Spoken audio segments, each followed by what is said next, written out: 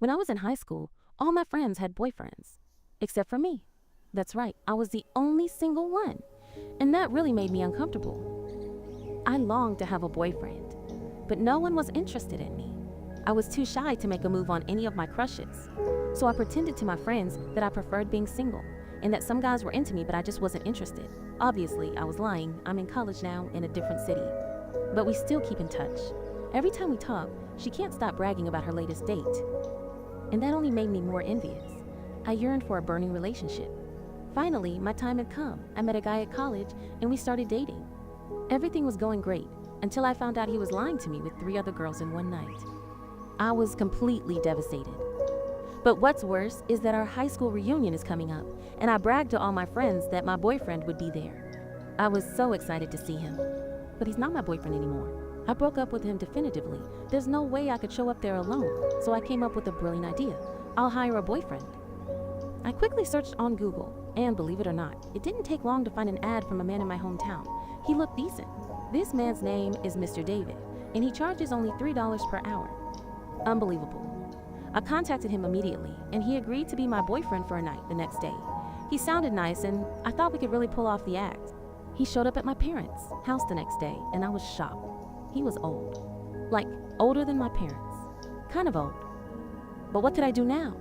I had promised my friends I would bring a boyfriend, and there was no time for other options, so this man would have to do his job.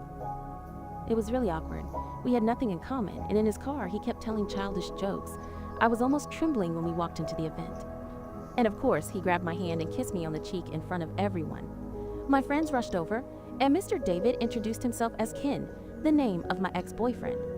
I could see my friends looking him up and down, then Sarah came closer and whispered that he looked even older than her dad.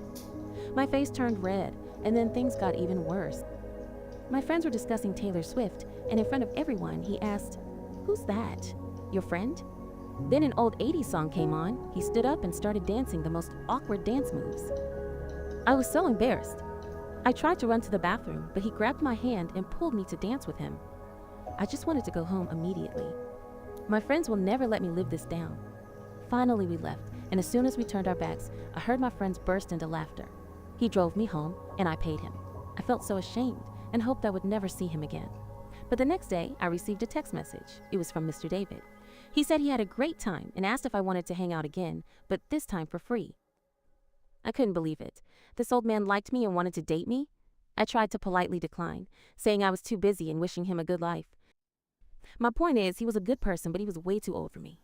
A few months later, Sarah threw her 19th birthday party, and it was the event of the year. There was no way I would let my friends mock me again. They kept teasing me about my old boyfriend. This time, I was determined to find a young, handsome guy to be my boyfriend. At that time, there were many online ads for this kind of service, so finding someone was very easy. I was immediately drawn to a guy named Koi. He sent me so many pictures, and even asked if I wanted to video call. After video calling him, I felt so lucky.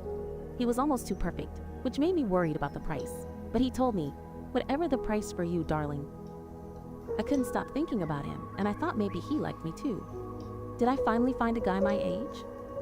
I met him just before the party, and I could tell right away that his appearance did not disappoint. In person, he was even more handsome, and when my friends met him, I could see how jealous they were of me. My eyes practically shot out hearts. I just stood there and smiled secretly. Finally, I managed to impress my friends. But then, as we were dancing, the music suddenly stopped, and from the crowd, a friend approached, said she needed to talk to me, then turned to Koi with a sly smile. She said she had met Koi before. I froze. I asked her where she had met him. She just winked at me and said he used to be her hired boyfriend a few months ago. I really just wanted the ground to swallow me whole. All my friends were laughing at my pretense. Suddenly, Koi stepped forward to protect me. He said that although he was a hired boyfriend, he truly loved me, and our relationship was real. Wow, I felt like my heart was melting. This was the most romantic thing anyone had ever done for me. My friends looked stunned. After that, we started dating for real, and he was so sweet to me. I've never been happier in my life, and naturally, he quit his hired boyfriend job.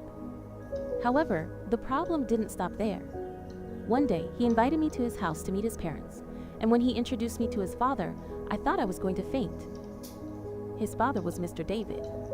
Both of us acted like it was the first time we had met, but honestly, I didn't even dare to look his wife in the eye. I knew I hadn't done anything wrong, but the fact that her husband had feelings for me made me feel so guilty. How could both father and son be doing the same job? This was truly the most awkward moment of my life. That night, after I got home, Mr. David kept calling me, but I didn't answer. What was he trying to tell me? Whatever it was, I didn't care. I didn't want to talk to him. Now, I don't know what to do. I love Koi so much and don't want to lose him. My story ends here. Be sure to subscribe and turn on notifications. Thanks for watching until the end, and see you next time.